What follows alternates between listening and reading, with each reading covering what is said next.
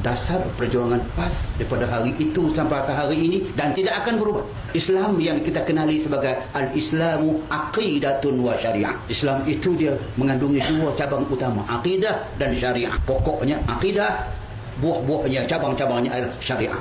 Dan pegangan kita Al-Quran dan As-Sunnah. Matlamat kita memperjuangkan tertubuhnya negara Islam yang mendaulatkan Islam, memertabatkan Islam itu di tanah air Malaysia. Jamaah kita, jamaah Islam yang berteraskan kepada kepimpinan ulama. Itu telah kita letak dulu sampai ke hari ini.